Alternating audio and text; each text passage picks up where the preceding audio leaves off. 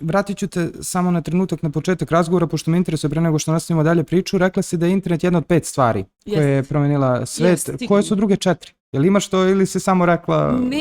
Nemam, ja o mnogim stvarima nemam tako jasno i fiksirano mišljenje, ali šta je promenilo svet? Pa evo recimo to je aktuelno, sigurno je neka vakcina promenila ovaj svet. Dakle, razvoj nauke. Promenio je svet, ja mislim, vodovod.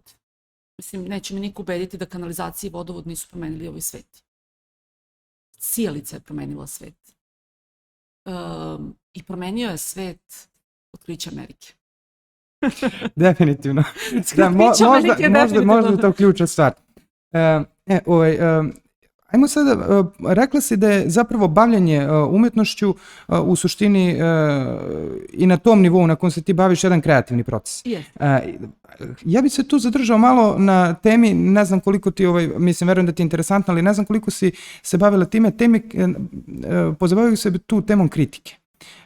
Šta treba da bude kritika, da li mi imamo kritiku, književnu kritiku, i šta treba da bude kritika ako je nemamo, ako imamo, bez obzira na to, šta je to što ona treba da pruži umetnosti? Mislite na književnu kritiku? Književnu kritiku, tako.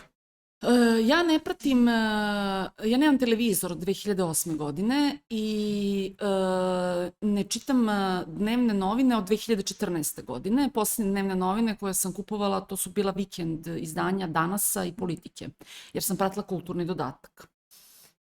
I sećam se tu prikaza knjiga, ali se nešto ne sećam nekih jasnih kritika.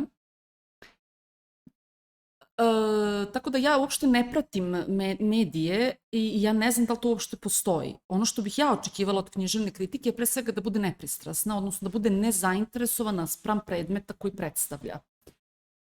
Šta znači u kantovskom smislu nezainteresovana? Dakle, da objektivno pristupi knjizi, da mi je predstavi neki siže, osnovni, ali da bude i upravo to. Kritičar, kao i antologičar, mora biti formirana, izgrađena ličnost. Mora biti svesna nekog svog autoriteta i svoje odgovornosti. Treba pre svega, početak svake kritike je prvo odabir knjige. Koje se knjige? Jer samim tim kada ti odabereš od 3 knjige jednu, to je već neki jezik, to već nešto govori. Zašto si baš tu knjigu odabrao? Znači, tu je velika odgovornost. Zatim, kada odaberemo knjigu koju smo već odabrali, treba da je na jedan vrlo objektivan način predstavimo, ne prepričamo, nego predstavimo. A onda da se sve 4 strane obiđemo, tu građevinu duha, i da